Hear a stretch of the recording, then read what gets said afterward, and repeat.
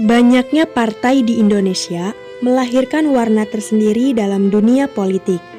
Tidak seperti sekarang, zaman dahulu hanya terdiri dari beberapa partai yang ada di Indonesia. Seperti misalnya pada tahun 1955, Indonesia didominasi 4 partai, yaitu PNI, Masyumi, NU, dan PKI. Ya, jika mendengar kata PKI, tentunya kita mengingat sejarah PKI yang sangat kompleks, bukan? Untuk itu, kami akan menjelaskan tentang pengkhianatan PKI yang terjadi pada tanggal 30 September 1965. Pengertian PKI. PKI disebut juga sebagai Partai Komunis Indonesia. Partai ini adalah partai komunis yang terbesar di dunia setelah Rusia dan Tiongkok. Dan pada tahun 1965, partai ini dinyatakan sebagai partai yang terlarang karena bertentangan dengan ideologi Pancasila dan identik dengan ateisme, yaitu tidak mengakui adanya Tuhan. Selain itu, PKI juga sering mengabaikan hak asasi manusia dan mengabaikan kebebasan berpendapat. Latar belakang.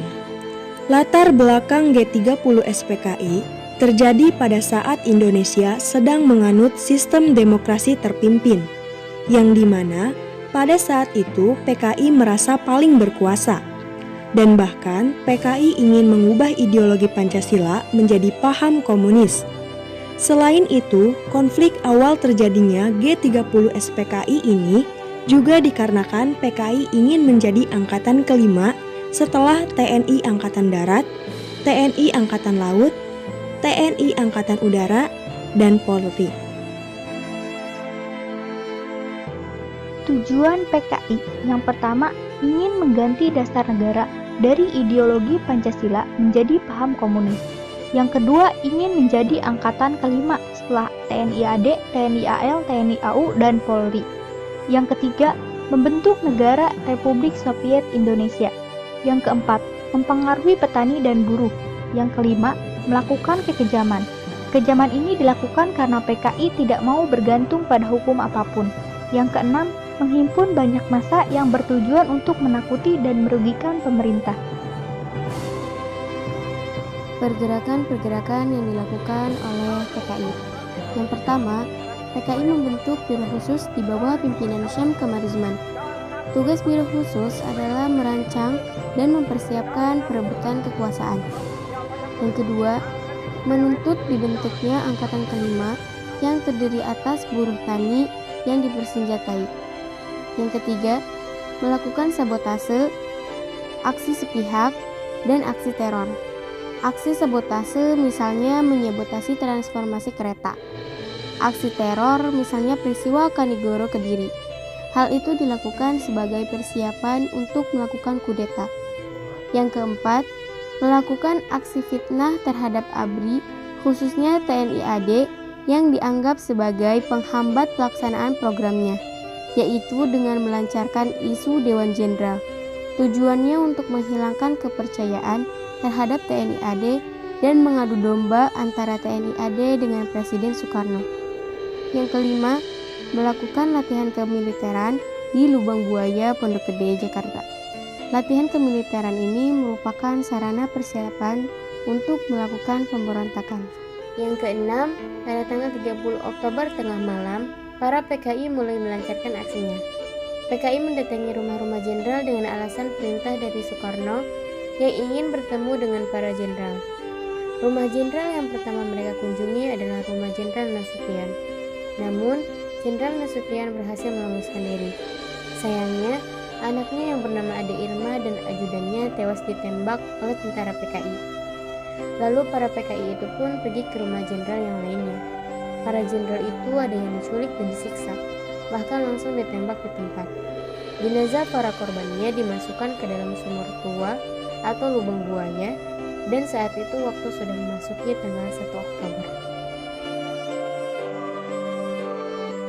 Tokoh yang terlibat diketahui pelakunya bernama DN Aidit selaku Ketua Partai Komunis Indonesia, Syam Kamaruzaman selaku Ketua Biro Khusus PKI, Letkol Untung Syamsuri selaku Pemimpin Pasukan Cakrawirawa, Marsekal Umardani selaku Panglima Angkatan Udara, Muso Amir Syarifuddin selaku pendukung Revolusi Soviet, dan Lukman Nyoto.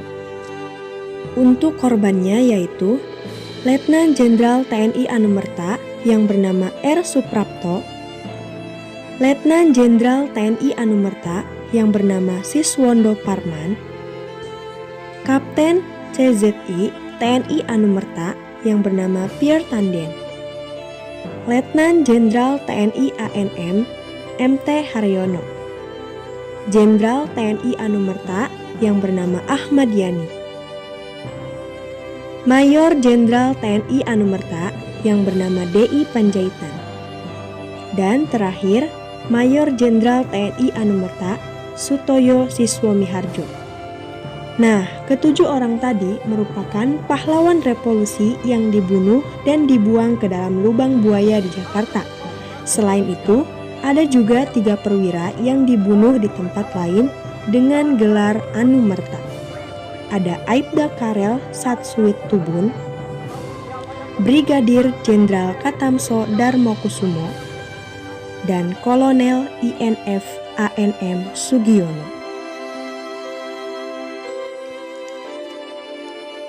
Setelah Ahmad Yani meninggal, akhirnya kepemimpinan dikendalikan oleh Soeharto pada tanggal 4 Oktober 1965. Sebenarnya PKI sudah mulai lenyap dan mulai ditumpas pemberontakannya. Karena ada informasi dari Auri, akhirnya markas PKI dipindahkan ke Senayan. Dan pada akhirnya yang masih hidup ialah Ahana Sution dan Soeharto. Setelah ditumpasnya PKI, tentara Indonesia mencari sumur tua atau lubang buaya yang di dalamnya terdapat 7 jenazah para pahlawan revolusi atau Tuparet. Sampai akhirnya ditemukanlah sumur tua itu oleh salah satu TNI. Sumur tua itu ditandai oleh adanya pohon pisang yang menjulang tinggi ke atas. Pohon pisang itu tepat berada di samping sumur tua. Dan 7 pahlawan revolusi itu dikuburkan bertumpuk-tumpuk dalam satu lubang. Namun para tentara Indonesia mengambil dan mengevakuasi 7 korban itu, lalu memakamkannya secara layak dengan berdasarkan kepercayaan mereka masing-masing.